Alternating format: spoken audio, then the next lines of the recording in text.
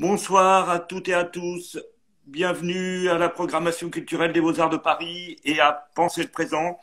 Ce soir, nous avons le plaisir de recevoir Philippe Lançon, qui est journaliste, chroniqueur et romancier.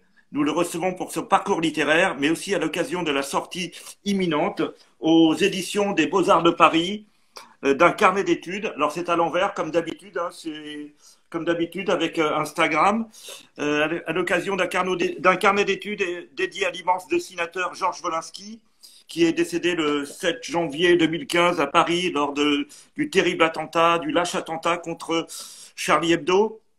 Donc ce volume, il est édité, donc je le rappelle, ce volume des carnets de Georges Wolinski. Il est édité à l'occasion de la donation par sa veuve, Maryse Wolinski, de 41 dessins qui sont donnés à la collection des Beaux-Arts de Paris. Et qui d'autre donc que Philippe Lançon, à la fois témoin et victime du terrible attentat, pouvait écrire le texte dans ce carnet.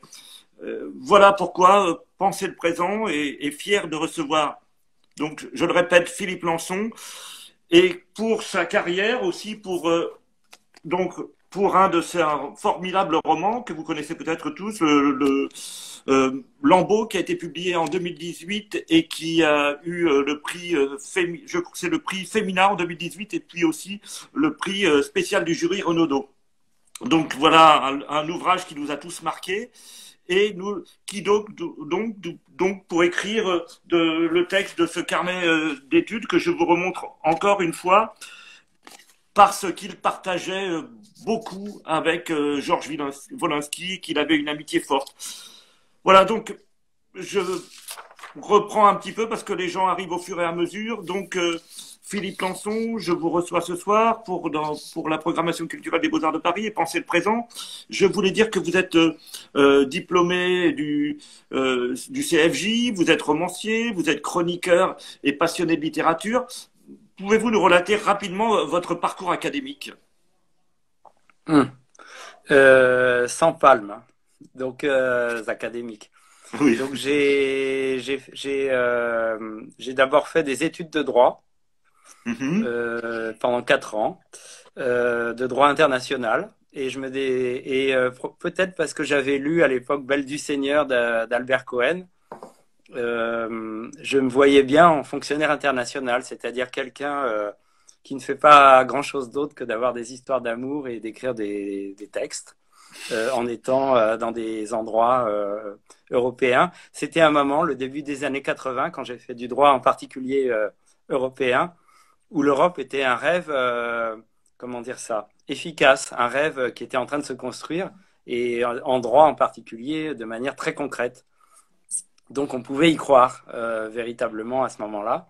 C'était un moment de grande expansion de l'Europe.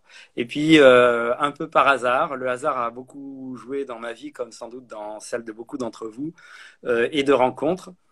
J'ai donc fait effectivement le centre de formation des journalistes.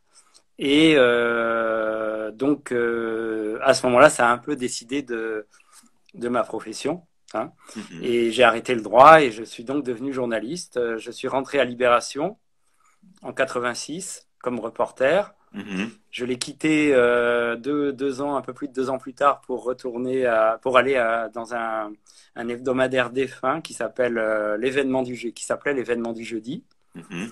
où j'ai été reporter puis grand reporter pendant 6 ans à peu près. Et après, je suis revenu à Libération où je travaille toujours, d'abord comme reporter, puis comme chroniqueur.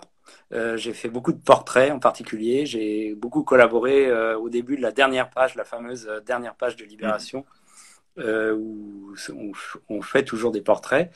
Et puis, peu à peu, progressivement, je suis devenu reporter culturel et j'ai Mhm. fait beaucoup de critiques littéraires, puis théâtrales, puis artistiques. Et parallèlement, je suis rentré à Charlie Hebdo en 2003 par l'entremise de Philippe Val, j'avais connu par l'entremise de Jean à Libération.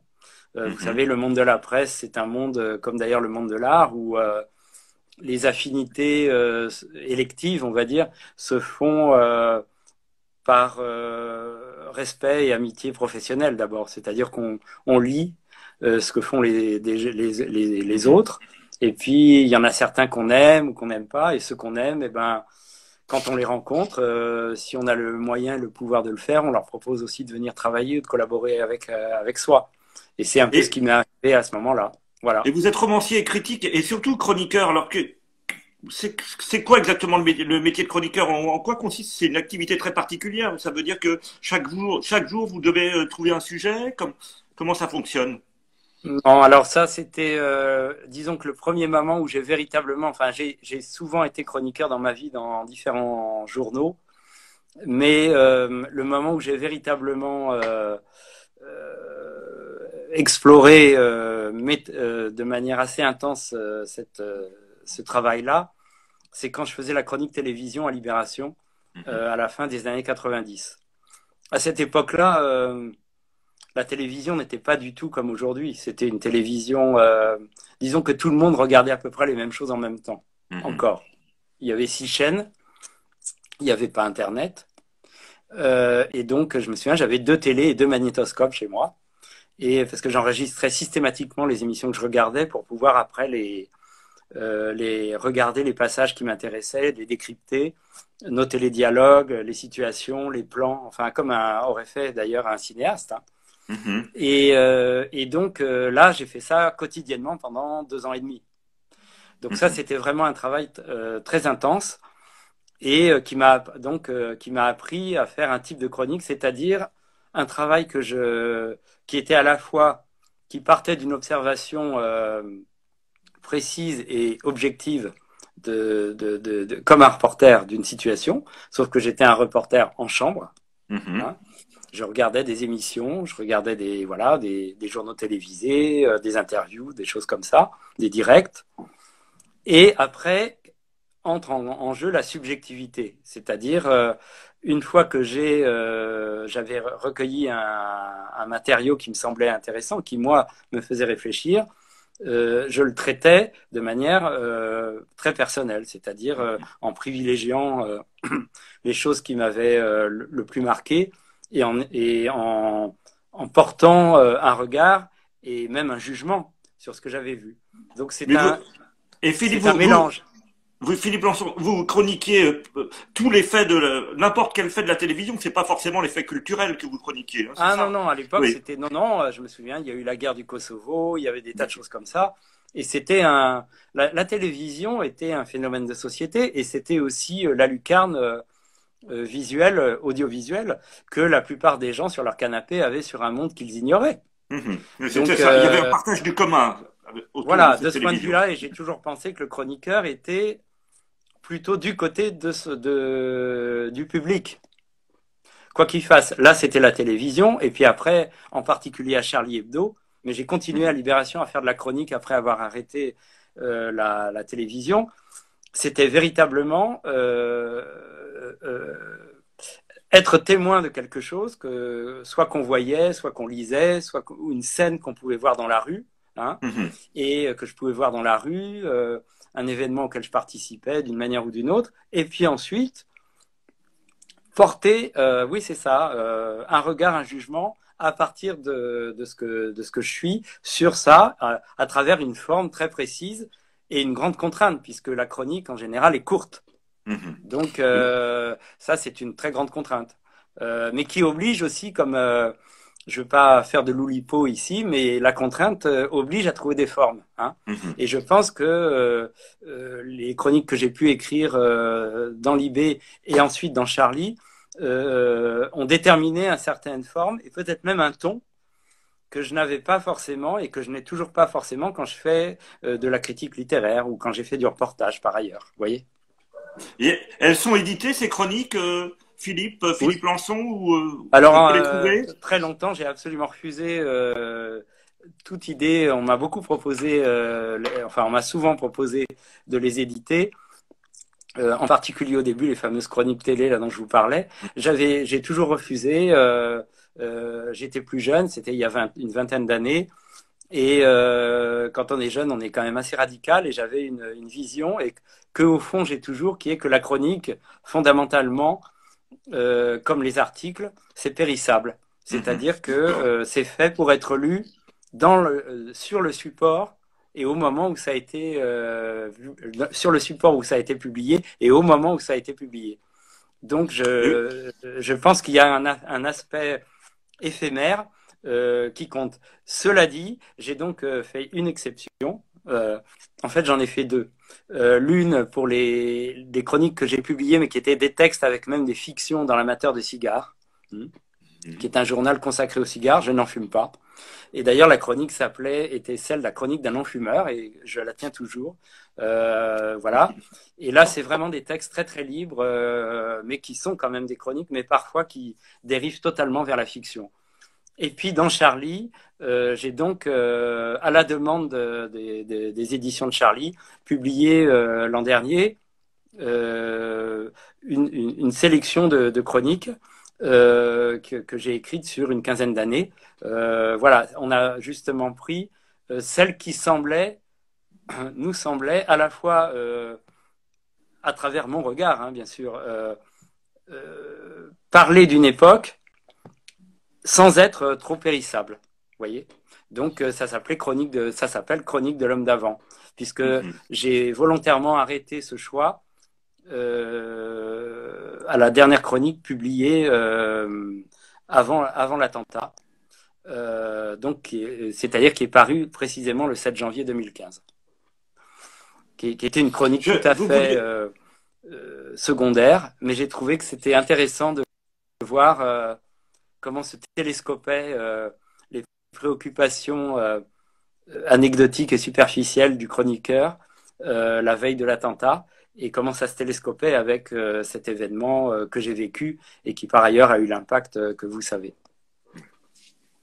Oui. Et quand vous vouliez être reporter de guerre, c'est ce que vous racontez aussi dans le début du Lambeau, hein, quand vous dites que vous êtes à Bagdad, etc. Puis ensuite, vous êtes devenu quand même vous rappelez aussi dans les chapitres suivants que vous êtes devenu chroniqueur d'art, vous êtes spécialiste du théâtre, de la littérature. Qu'est-ce qui vous a conduit à chroniquer l'art Finalement, c'est une partie essentielle. Et qu'est-ce que l'art représente pour vous, puisqu'on est là à l'école des Beaux-Arts, donc Alors, j'aime pas trop l'expression reporter de guerre, mais je ne voulais pas l'être. Disons qu'il y a eu un moment où des occasions ont fait que je suis parti effectivement, essentiellement d'ailleurs, mais pas seulement dans les pays arabes, et dont certains étaient en guerre. Donc, en tout cas, il y avait une guerre dans certains de ces endroits. Et en fait, de toute façon, vous savez, c'est aussi la fonction qui crée l'organe. C'est-à-dire, à un certain moment, j'avais pris l'habitude de partir tout le temps en reportage, en particulier à l'événement du jeudi, et donc en particulier sur des terrains parfois compliqués. Et quand j'avais pris cette habitude, quand on a pris cette habitude, on a un peu de mal à s'en passer. C'est-à-dire qu'on a hâte de retrouver ces endroits où il se passe des choses, où on crée des liens très particuliers avec les gens qui sont dans des situations dramatiques, et où effectivement on a envie de raconter leur histoire, plutôt celle des victimes d'ailleurs, de ceux qui subissent ces guerres, plutôt que des bourreaux, hein, bien clairement.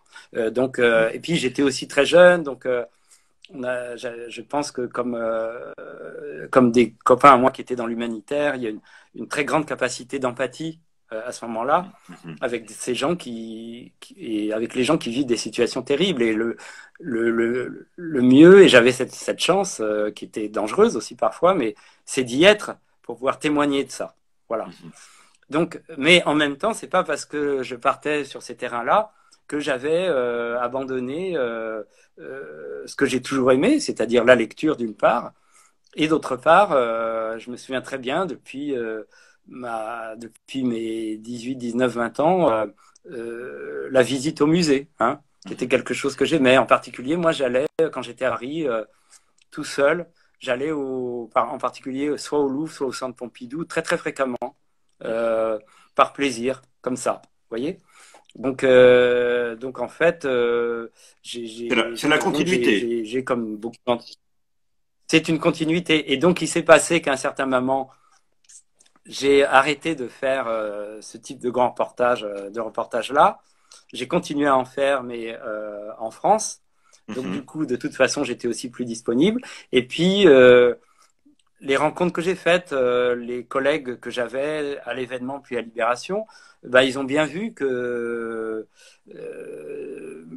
ça devait suinter dans mes articles et puis, et puis ça se voyait dans nos discussions que je filtrais beaucoup les choses à travers soit les lectures que j'avais, soit les images que j'avais emmagasinées au cinéma ou beaucoup au musée.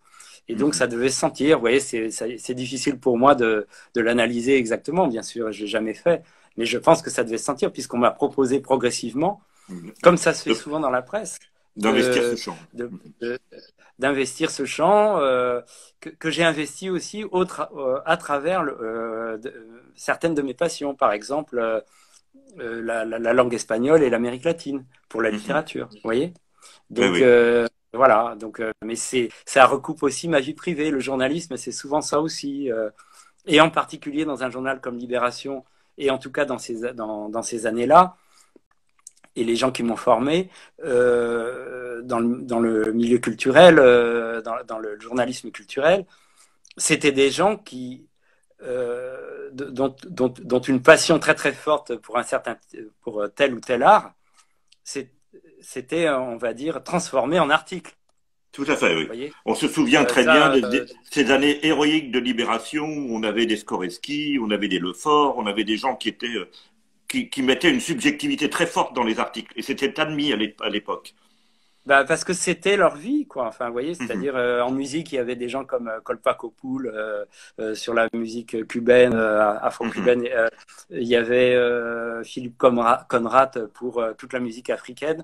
Tout à fait, oui. Des gens qui finalement ont éduqué beaucoup des lecteurs dont je faisais partie, hein, leur ont fait découvrir des tas de choses. C'était leur passion. Ils passaient leur temps à traîner soit dans ces pays-là, soit quand ils étaient à Paris dans les concerts, etc. Et dans l'art, c'était pareil. Hervé Gauville, vous voyez, enfin, donc c'était Elisabeth Lebovici, vous voyez, donc des gens pour qui j'ai très franchement en vérité la plus grande sympathie et admiration, parce que c'était mes aînés, ils étaient là quand je suis rentré à Libération, et bien entendu, ce type de journalisme-là m'a beaucoup marqué, quoi. Et voilà.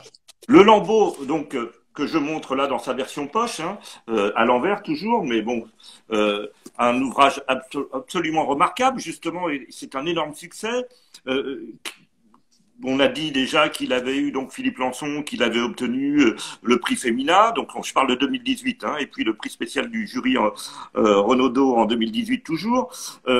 Quelle place occupe ce livre dans votre parcours littéraire et comment on le nomme? C'est un reportage, qu'est-ce que c'est? Parce que il joue c'est un autoreportage, un récit autobiographique.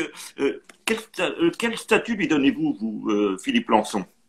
Bah, statut, je ne sais pas, mais en tout cas, je peux dire, c'est un récit autobiographique, ça c'est certain. D'autre part, un ouvrage extraordinaire qu'on a tous lu avec passion, donc. Voilà, que vous dire? Pour être honnête, j'avais écrit d'autres livres avant qui n'avaient pas eu de succès, peut-être parce qu'ils ne méritaient pas d'en avoir, et c'est pas un problème pour moi. Donc, et les autres étaient, de toute façon, déjà, des romans. Excusez-moi, Philippe. Les autres étaient des romans ou aussi des récits autobiographiques. Deux romans et un récit qui mélange autobiographie et la fiction, dans des proportions que moi seul connais et je suis même pas sûr de les connaître. Donc, vous voyez. Mais pour le reste, non. Donc, évidemment que c'est un livre qui, de toute façon, déjà, parce que c'est l'histoire d'un homme, en l'occurrence moi, qui s'est retrouvé à un endroit où il y a eu cet attentat et qui raconte à la fois quelle était la vie de cet homme avant l'attentat et comment cet attentat a modifié la vie de cet homme et de son entourage amical, mais aussi l'entourage, comment dire, sanitaire, hein, puisqu'en fait, c'est l'attentat, c'est comme une pierre qu'on jette dans l'eau et qui fait des cercles concentriques, vous voyez. Et donc, ça touche par radiation, on va dire, plusieurs cercles, vous voyez. Et ça, je l'ai vécu, évidemment, et c'est ce que j'ai raconté. Donc, évidemment, en cherchant à mesure que j'écrivais, la forme propre qui me paraissait convenir à ce que je voulais raconter des différents états que j'avais traversés et que j'avais vu les autres aussi traverser autour de moi. Ceux qui rentraient en particulier dans mes chambres d'hôpital. Donc, évidemment qu'il est très particulier puisque cet événement, il a totalement modifié ma vie, mais c'est aussi un événement qui a modifié la vie et voire anéanti, interrompu la vie d'un certain nombre d'amis et de collègues, et qui par ailleurs je rappelle donc 12 personnes ont été tuées dans cet attentat, c'était le 7 janvier 2015, et vous avez été grièvement blessé, vous avez subi une suite d'opérations, et c'est ce que vous racontez dans Lambeaux, c'est-à-dire... Voilà, c'est ça, mais ce que je voulais dire... Il n'y a pas que ça, il y a aussi... Voilà, il n'y a pas que ça, il y a aussi... Tout l'esprit d'une époque que vous comptez, vos années libérées, enfin tout ça est très très puissant. Ben, en fait, si je voulais raconter l'impact qu'avait eu un événement comme celui-là sur une vie, il fallait que je raconte quel était l'état de cette vie au moment où l'attentat arrive. Ça, voyez. Mais par ailleurs, il y a deux choses que je voudrais dire. D'une part, ce qui m'a paru aussi, comment dire, spécifique, et ça l'est de tous les attentats très importants que malheureusement on vit, c'est que ça télescope des vies individuelles, des vies, en l'occurrence la mienne et celle de mes proches, et une histoire politique et nationale et internationale. C'est-à-dire c'est un événement, l'attentat qui concerne tout le monde, la conscience de tout le monde, et qui modifie la vie de quelques-uns. Et donc c'est aussi ce choc, cette connexion que je voulais explorer, parce que je l'ai vécu comme ça, d'accord ? Et d'autre part, c'est pour ça que pour ce qui me concerne, je ne le considère absolument pas comme un récit narcissique. C'est-à-dire que, au sens où, plus j'écrivais ce livre, moins il s'agissait de moi. C'est-à-dire que la personne qui avait vécu ça, cet événement tellement violent et tellement extraordinaire au sens propre, à mesure que j'essayais de retrouver les différents états de personne, à commencer par l'état au moment où les tueurs sont entrés, puis quand ils sont sortis, ce n'était plus moi quand j'écrivais, 2 ans et demi plus tard. Et donc, c'est pour ça que l'essentiel du livre utilise des techniques, ce n'est pas que je l'ai voulu, mais c'était inévitable, des techniques romanesques. C'est un récit qui est construit comme une dramaturgie, parce que ça s'est passé comme ça et parce que je l'ai voulu comme ça.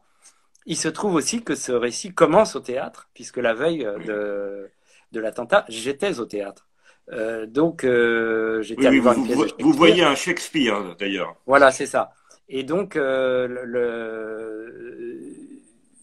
y a un aspect théâtral dans cette histoire, de même que l'entrée des tueurs dans la conférence de rédaction de Charlie Hebdo avait à la fois un aspect théâtral et caricatural. C'était, si ça n'avait pas aussi mal fini, c'était quelque chose de ridicule, propre à la caricature, que ces deux hommes cagoulés en noir qui viennent tuer des dessinateurs. Vous voyez, c'était grotesque. Oui. Donc, et qui crient à la barre, vous le dites, entre chaque. Oui, voilà. Et ce qui nous fait comprendre aussi un des sens de la caricature, et on en viendra à Wolinski, qui est justement d'imaginer parfois dans les situations les plus inimaginables et les plus grotesquement inimaginables, et parfois les plus sombres, les plus noirs. Je pense à un grand dessinateur aussi que j'aimais beaucoup quand j'étais adolescent, qui est Franquin, l'auteur de Gaston Lagaffe, qui a écrit un merveilleux album qui a été réédité récemment, Idées noires. Oui, oui. Eh bien, à Charlie, nous avons vécu une idée noire.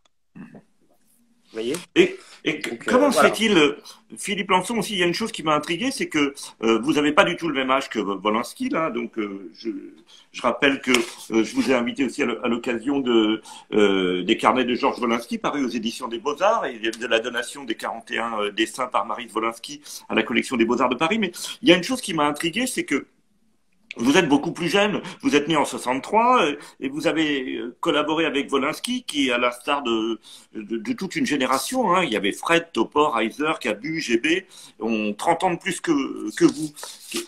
Comment les avez-vous connus? Comment la rencontre s'est-elle faite? Alors, je vais répondre, mais je vois une question, je réponds très rapidement quand on me demande si l'écriture du livre a été thérapeutique. Mhm. Alors, la Oui, réponse, elle oui, est oui, très c'est une simple, question c'est non. importante, je l'avais noté d'ailleurs. Non. Oui. Donc, la réponse est non. C'est un travail d'écrivain et que je n'ai d'ailleurs pu entreprendre que quand l'aspect thérapeutique, l'essentiel de l'aspect thérapeutique était derrière moi. La thérapie physique et la thérapie psychologique, elle s'est faite à l'hôpital et dans des cabinets psychologues et de kinésithérapie.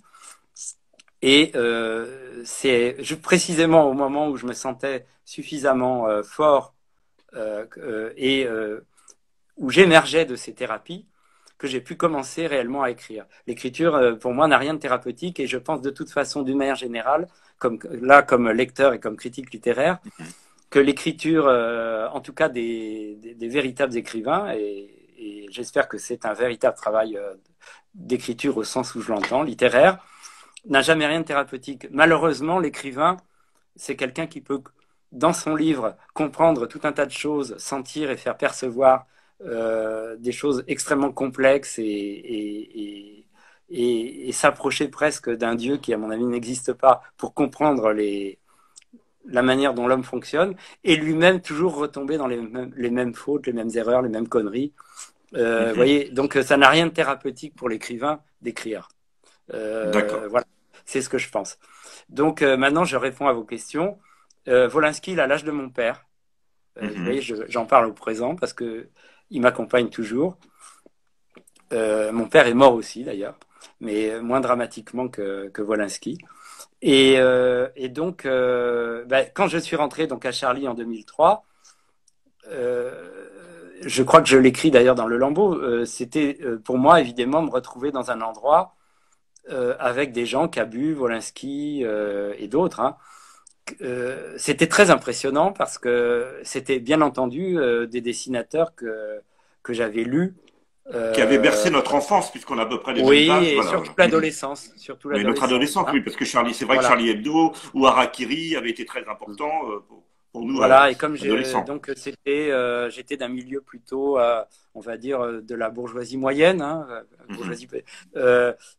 Charlie Hebdo, tout ça, c'était quand même très très mal vu. Enfin, donc Charlie Hebdo, je le lisais plutôt en douce chez des copains, qui étaient aussi des petits bourgeois, on le lisait en douce. Hein. Et Oui, c'était c'était donc très effectivement, subversif. et c'était pour moi très associé. Donc pour moi, c'est la deuxième partie des années 70.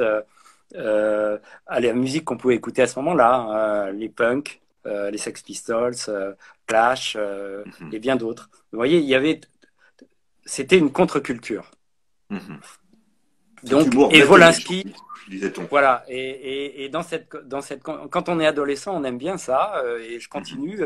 On peut continuer à avoir ça, c'est-à-dire, moi, l'humour bête et méchant ne me gêne absolument pas. Enfin, je l'aime. Je l'aime parce qu'il a quelque chose de sain.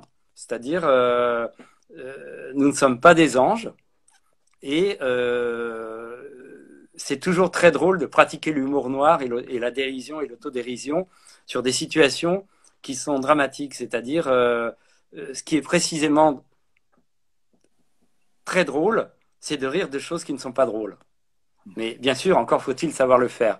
Et des gens comme Wolinski, Cabu, Willem et tant d'autres permettaient et permettent de le faire. Donc ça, c'était vraiment très important. Et Wolinski là-dedans, ben, bien entendu, Wolinski, c'était la libération, comment dire ça, du corps, de l'amour, de l'imagination, à travers un humour à la fois grossier et élégant, les deux à la fois, en même temps. Très rare, très rare. Donc jamais Et est-ce que vulgaire. Et aujourd'hui, donc, justement. il y avait, c'était l'esprit de mai 68, d'abord. Il a incarné ça. Alors moi, j'étais beaucoup trop jeune, hein, j'avais 5 ans en mai 68, mais même pas 4 ans. Mais disons que c'était quand même, c'est resté dans les années 70 et encore un peu les années 80. Et donc, il avait incarné cette chose où le plaisir, quoi. Le plaisir. Et avec l'aspect insolent du plaisir. La manière dont il dépeint les femmes, dont il imagine les femmes dans ses albums et dans ses dessins, est toujours, comment vous dire, à la fois désirante. Hein, il a une admiration et un désir très fort, et en même temps, les femmes ne lui envoient, sont très souvent très spirituelles et se foutent du double de Wolinski. Qu'il envoie dans ses planches. Vous voyez, il envoie un double, hein. Il a un envoyé spécial qui n'est pas exactement lui. Bien entendu, il part de situations qu'il a vécues, mais en vérité, il en fait tout autre chose. Et la plupart de ces situations deviennent totalement fantasmatiques. Hein. Ça, c'est ce qui est merveilleux chez Wolinski. Donc, voilà. Et donc, il ouvrait cette capacité à imaginer, à provoquer, à être insolent, à être drôle. Et vous pensez, Philippe Lançon, que cet humour bête et méchant, il n'aurait pas de difficulté avec l'esprit MeToo qu'il y a aujourd'hui, parce que quand même le corps féminin est très instrumentalisé avec ce groupe d'artistes. Je ne parle pas simplement de Wolinski là à ce moment-là, mais tout cet humour bête et méchant, il objectivise souvent le corps de la femme. Est-ce que aujourd'hui, oui, il objectivise celui de l'homme aussi. Hein. Enfin, vous voyez, tout le monde entre dans la danse et qui n'est pas macabre. C'est la danse, c'est une danse joyeuse finalement. Et donc tout le monde en prend pour son grade. Hein. Vous voyez, les danses macabres, il y avait un évêque, un squelette, un militaire, un squelette, un noble, un squelette. Plutôt les puissants quand même, mais pas seulement. Il y avait aussi le cordonnier. Tout le monde, la société entière, de toute façon, finira au trou. Les caricaturistes le savent très bien. Et donc, il y avait, là, c'est une danse macabre inversée que celle de la caricature dans cet esprit de Charlie, où tout le monde ira au trou aussi, mais de manière joyeuse. Hein. Donc, c'est ça qui est très plaisant. Alors maintenant, pour vous répondre, je pense de toute façon, il y a un péché qui est qui a toujours été beaucoup commis et qui l'est beaucoup actuellement contre l'esprit, qui est l'anachronisme. Donc, reprocher à ces hommes, donc Wolinski était né en 34, je crois, voilà, reprocher à ces hommes de n'avoir pas été les hommes de cette génération, qui d'ailleurs ont quand même fait beaucoup pour libérer aussi la condition de la femme, qu'ils ont accompagnée dans les années 60, etc. Leur reprocher d'être des hommes de l'époque où ils ont vécu me paraît totalement stupide.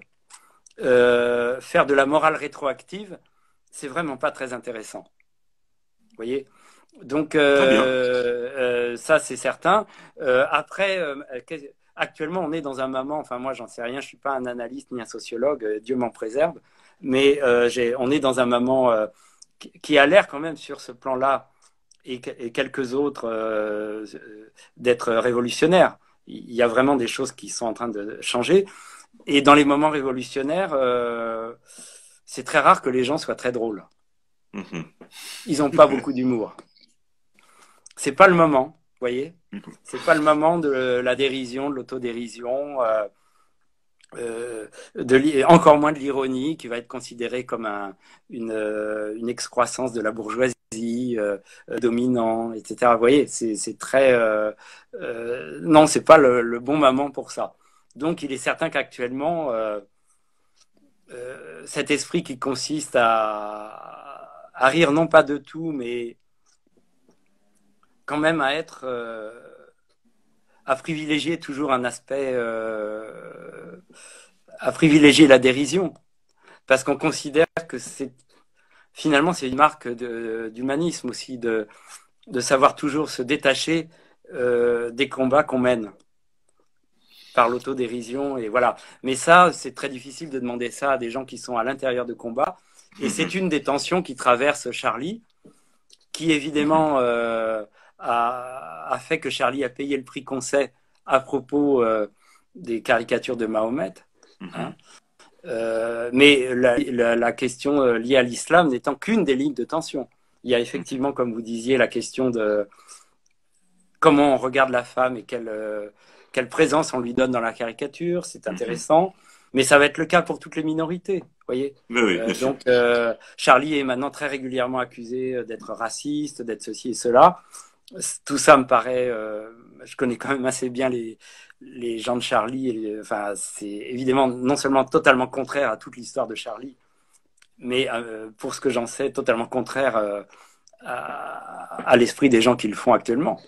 Mais il faut bien reconnaître que ces accusations sont souvent portées. Et donc, elles méritent réflexion parce qu'on ne peut pas se contenter de dire que ceux qui les portent sont des imbéciles, vous voyez. Donc, il faut... voilà, c'est un moment de tension, je ne sais pas si je suis clair, qui est lié, à mon avis, à ce combat mené avec le plus grand sérieux. Comment faire pour ne pas être sérieux dans une époque où les combats sont menés avec le plus grand sérieux. Voilà. Et la fréquentation de ces dessinateurs de presse, est-ce qu'elle a modifié votre écriture ou votre écriture elle était déjà là où il s'est passé quelque chose ou c'est simplement dans l'esprit que vous avez capté avec ce groupe qui était d'une autre génération que vous, je le rappelle, mais où votre écriture qui était déjà celle d'un chroniqueur qui affirmait sa subjectivité, s'est-elle encore libérée? Elle s'est libérée à certains moments par la manière de traiter les sujets, ça c'est sûr. Je pense que ce que j'ai fait d'un peu différemment à Charlie, c'est d'appliquer pas l'injonction, mais le conseil, même pas le conseil, ce que m'avait dit Philippe Val, qui dirigeait alors Charlie, essaye tout ce que tu peux, transgresse, vas-y, essaye des formes.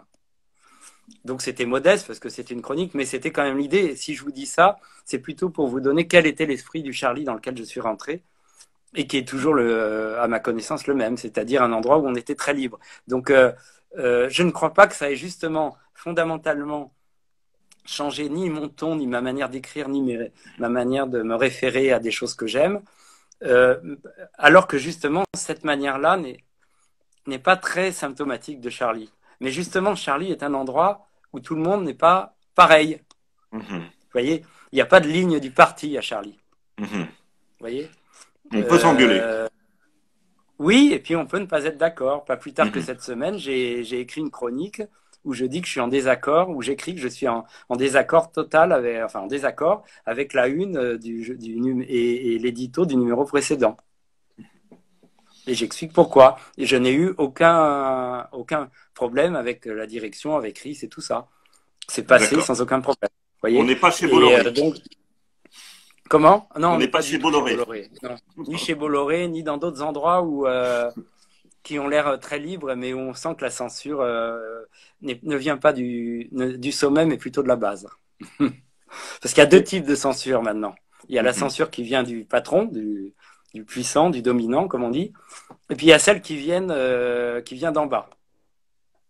Vous voyez, au nom des dominés. C'est aussi une censure. Alors, qui s'applique. Et donc, je pense que quand on est dans des journaux qui veulent être libres, on essaie de résister. En fait, la question de la censure d'en haut, en tout cas moi, dans les journaux où je travaille, ne s'est jamais vraiment posée. Et maintenant, c'est plutôt la censure la pression qui peut déboucher sur une autocensure venue de la base. Vous voyez, sur ce qu'il est correct de dire, pas correct, etc. Et parmi toute cette génération, oui. Allez-y. Ouais, non, mais ça, toute l'éducation que j'ai, dont j'ai un peu parlé depuis les années 70 quand j'étais adolescent, se cabre contre ça. J'aime pas qu'on vienne me dire ce qu'il est correct et pas correct d'écrire. Voilà. Et parmi toute cette génération que vous avez connue de dessinateurs de presse, que vous fréquentiez à Charlie Hebdo, il y avait des liens particuliers qui vous unissaient à Georges Wolinski Oui, ouais.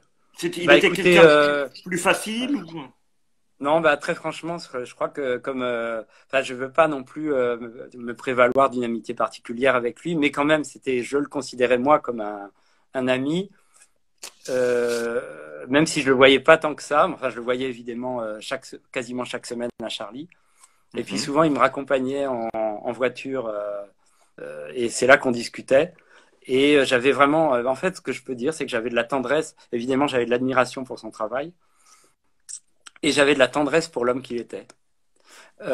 Et donc, c'était l'un de ceux à Charlie, et peut-être celui dont je me sentais le plus proche par l'esprit. Et pourtant, je fais rien, pas du tout les choses comme lui. Puis je suis pas dessinateur d'abord pour commencer, mais j'aimais son humour, j'aimais la manière qu'il avait de toujours trouver, ayant affirmé quelque chose, euh, une manière de se moquer de lui-même dans ce qu'il venait de dire. Oui, Voilà, il avait il me semble mais que il chez avait eu Georges, une vie, il oui, il avait me eu une semble vie quand que même. chez Georges Wolinski, il y a beaucoup de mélancolie. Est-ce que c'est cette mélancolie aussi qui vous touche ou Oui, c'est moi oui, qui ça me perçois touche cette aussi. mélancolie ou il n'y en a pas?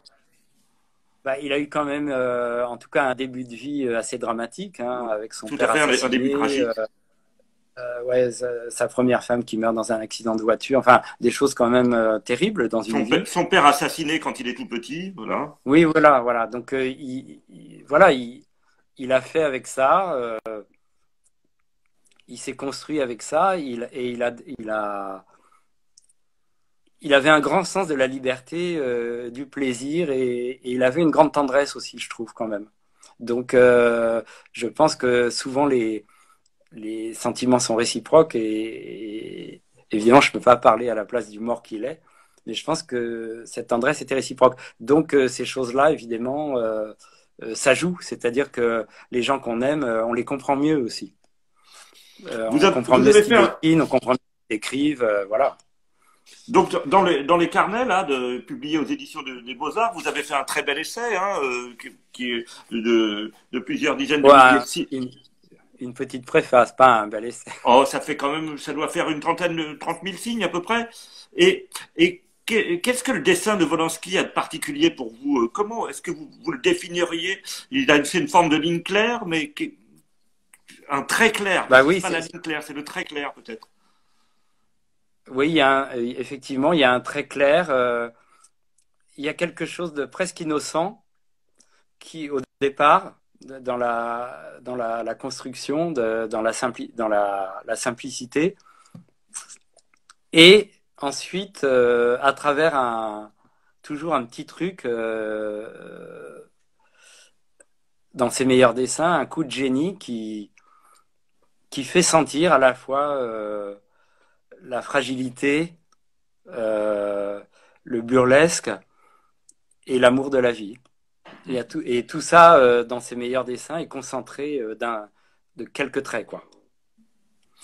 Donc, comme un dessin qui est, je crois, si je me souviens, dans cette réunion de dessin, où il y a une main qui tient une plume qui est un pinceau qui est aussi une corps de femme. Un pinceau qui. Donc, le pinceau est aussi un corps de femme. Et on voit la main qui tient ça. Et enfin, je trouve que c'est une merveille. C'est à la fois un éloge de la peinture qu'il aime, un Mhm. éloge de la femme qu'il aime, un éloge de la main, qui est la main de Qui est son l'artiste, outil. et qui tient, et tout ça flottant dans le vide. J'ai dialogué avec Emmanuelle Bougerolles, qui est conservatrice générale du patrimoine à l'École des Beaux-Arts et qui s'est occupée de cette fameuse donation. Je parle des 41 dessins qui ont été donnés aux Beaux-Arts de Paris par sa veuve, Maryse Wolinski. Et donc, la question d'Emmanuel Bougerolles, qui souhaitait à qui j'ai demandé de vous poser ces questions, était Marie Wolinski a souhaité, à l'investigation de Jean de Loisy, donner un ensemble de 41 dessins de Wolinski aux Beaux-Arts de Paris. Je lis sa question. Hein. Après avoir consenti des dons importants au service de la BNF, quel sens spécifique la présence d'œuvres de Wolinski revêt-elle, selon vous, aux Beaux-Arts de Paris? Eh bien, je pense que c'est, enfin, je sais pas si c'est l'entrée, parce que je pense qu'il y en a déjà eu d'autres, mais le dessin, le Et il faut dessin de rappeler presse. que Wolinski était aussi élève aux Beaux-Arts de Paris. Oui, il a été Voilà. élève aux Beaux-Arts à un moment donné. Euh, comment dire? Je pense que c'est l'entrée de. Maintenant, on sait que le dessin de presse, la bande dessinée, Mhm. le roman graphique, la caricature, enfin, je pense, ne sont pas des arts mineurs. Mhm. C'est ça. Donc, c'est ça le sens. C'est cette Voilà. volonté de côtoyer des dessins de Léonard de Vinci parce qu'il y en a dans la collection, de côtoyer des dessins de Hugo, de Poussin et de bien d'autres, évidemment. Oui, voilà. Et puis justement, là, en ce moment, je lis une histoire de la caricature dans ses rapports avec l'art, la Mhm. peinture en particulier. Et comme vous le savez peut-être, beaucoup de très grands peintres ont pratiqué la Tout caricature à fait, tout à fait. et s'en sont inspirés Mhm. pour faire évoluer leur propre art de peindre. Donc Mhm. il y a toujours eu, et c'est très très ancien. Je me souviens de magnifiques caricatures que j'ai vues un jour à New York du Guerchin.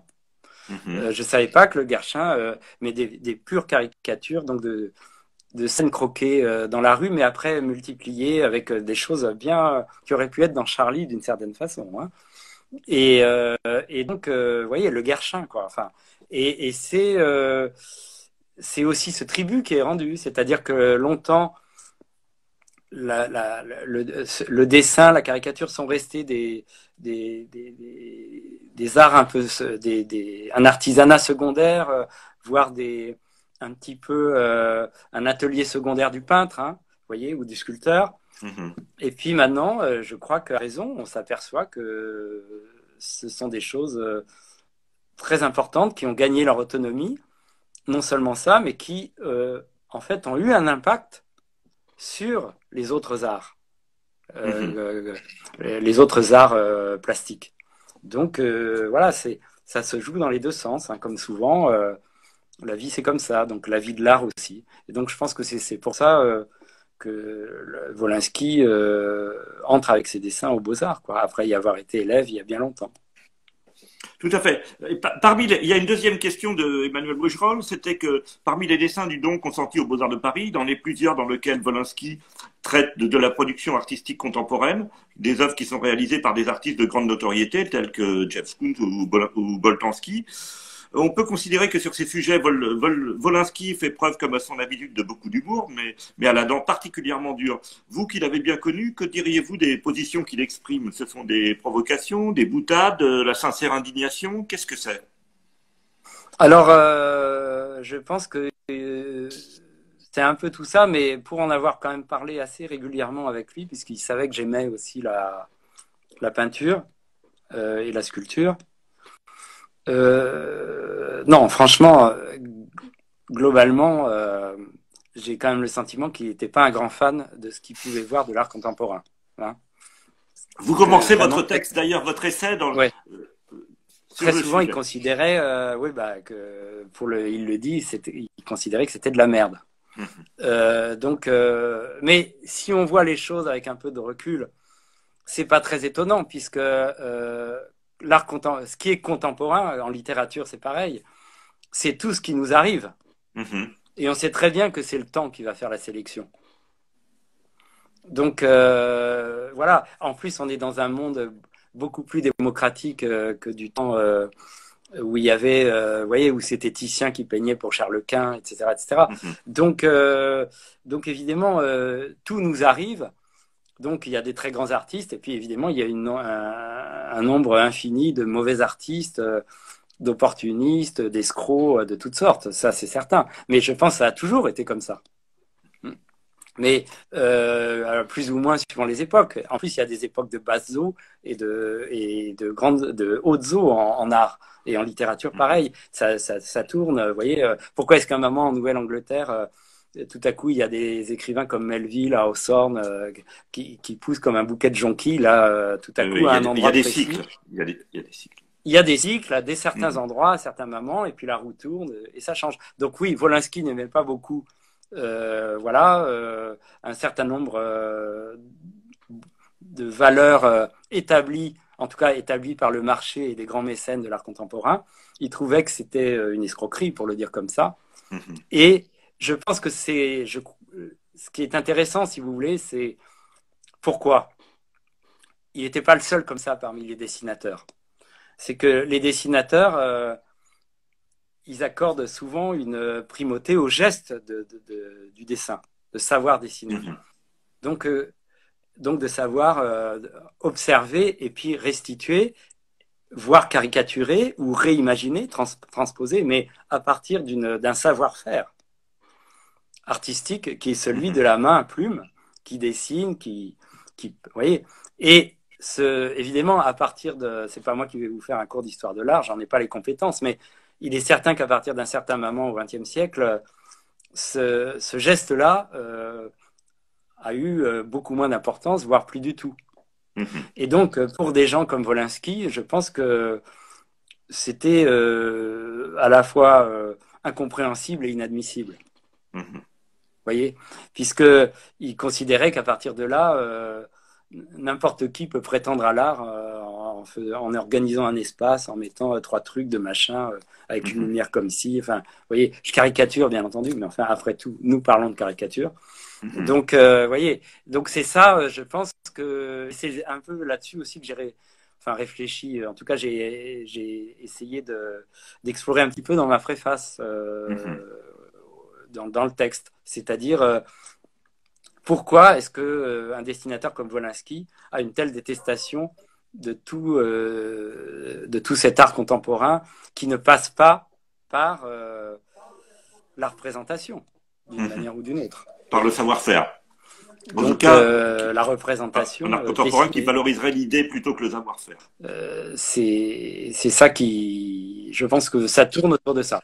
Je voulais vous poser une des dernières questions. C'était vous observez la scène de l'art contemporain, Philippe Lançon, ou vous êtes très éloigné, vous regardez plutôt les arts vivants, la littérature et la musique, je crois, compte aussi beaucoup pour vous. Oui, non, mon travail principal, c'est quand même critique littéraire. Et pour ce qui concerne les critiques d'art, je me suis concentré sur ce que je connais le moins mal, on va dire, qui est quand même plutôt l'art classique et toute la période qui va des impressionnistes aux surréalistes. Vous voyez, donc je travaille plus là-dessus. Donc, je n'écris pas sur l'art contemporain parce que tout simplement, j'estime que je n'ai pas la compétence pour le faire. Ceci dit, bien entendu, il m'arrive d'aller voir des expositions d'art contemporain et de voir des choses que je trouve très belles. Par exemple, si on parle de Wolinski, il n'aimait pas du tout Boltanski. Oui, il n'avait pas aimé l'exposition au Grand Palais, je crois. Voilà. Qui s'appelait. Je suis allé voir la dernière exposition de Boltanski qu'il y a eu au Centre Pompidou. Moi, j'ai trouvé ça splendide. Très émouvant, oui. Enfin, il me semble-t-il. Une force, parce que justement, la manière dont il arrive à faire entrer le tragique de l'histoire à travers des vies qui restent anonymes et qui ne le sont plus, en montant un espace et à nous faire entrer dans cet espace comme si c'était nos propres vies à ce moment-là. Ça, je trouve que c'est merveilleux. Donc, pour moi, c'est une forme de représentation, bien entendu. Donc, vous voyez, donc j'ai pas du tout d'a priori là-dessus. Tout dépend de ce que je vois. Mais comme je n'ai pas la compétence pour ça, je n'écris pas là-dessus. Philippe Lançon, on a déjà 55 minutes, il nous reste plus que quelques minutes. Il y avait une question qui a été posée tout à l'heure, il disait l'art vous a-t-il permis de remonter la pente? C'était, vous savez, quand on parlait du lambeau tout à l'heure, j'ai trouvé que la question était intéressante. Et là, on parlait plus d'art thérapeutique, mais est-ce que c'est quelque chose qui vous a accompagné dans toute cette période extrêmement difficile que vous avez vécue et que vous vivez encore certainement dans vos cauchemars de cet événement tragique de 2015? Oui, ça m'a accompagné. Alors j'en parle un peu dans le lambeau, mais je dis pas tout parce que de toute façon, dans un livre, on construit, donc on élimine aussi des choses. Aussi beaucoup par souci de ne pas éviter trop de redondance, vous voyez, des choses comme ça. Mais par exemple, quand j'étais à l'hôpital, donc où j'ai quand même passé l'essentiel de l'année 2015, les premières fois où je suis sorti, vraiment pour quelques heures, parce que je vais rentrer pour être nourri par sonde. Enfin, de toute façon, c'était très compliqué. J'étais accompagné toujours par les flics. Enfin, c'était voilà. Et je retrouvais ma chambre d'hôpital après. Donc, la première visite que j'ai faite, c'est le musée Guimet. J'ai demandé à aller au musée Guimet. Et ensuite, une exposition qui m'a beaucoup marqué parce que je pouvais toujours pas parler, j'étais vraiment très très fatigué, j'avais des opérations à la chaîne. C'est une exposition sur Poussin au musée du Louvre, où je suis allé au printemps 2015. Et j'ai vu comme ça un certain nombre d'opérations, beau lapsus, un certain nombre d'expositions. Pas beaucoup parce que j'étais très fatigué, mais ça me marquait. Et quand je rentrais j'avais les catalogues, les directeurs de musées, enfin dans lesquels j'ai pu aller à ce moment-là, lesquels ont été très très gentils. Et je repartais avec les catalogues. Et je me souviens que vous savez, les lits d'hôpitaux, on peut les monter ou les descendre. C'est des lits thérapeutiques là et ergonomiques. Et je montais le lit assez haut pour en faire un lutin. Parce que les livres d'art sont gros et lourds. Et j'étalais le livre, je me mettais debout quand je pouvais me tenir debout. Et je feuilletais le livre, souvent avec les infirmières. Et quand elles passaient dans ma chambre, et je leur demandais ce qu'elles pensaient de tel ou tel tableau. Voilà, ça m'intéressait de savoir comment elles voyaient les choses. Donc, et évidemment, ça j'en parle dans le Lambeau, il y a eu pour moi une visite qui a symbolisé une forme de renaissance, qui a été la visite de l'exposition Velázquez au Grand Palais. Voilà, parce que en fait, je m'étais absolument promis,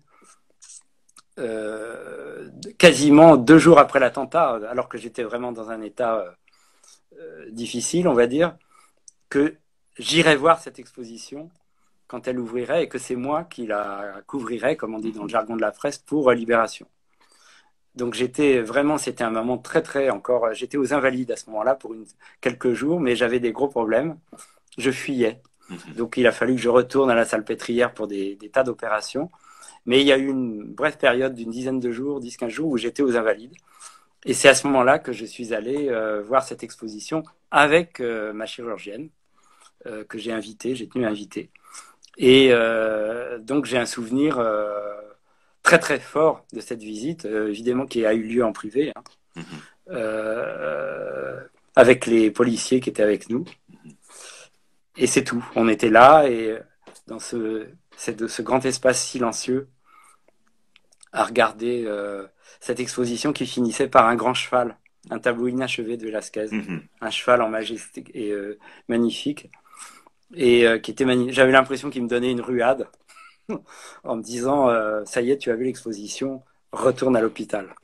Et donc c'était très très. Donc en fait, vous avez compris que bien entendu, ça a été essentiel pour moi.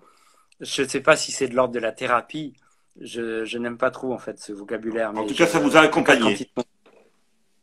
Ça m'a accompagné et ça m'a fait tout simplement parce que ça m'a aidé à sortir de moi-même.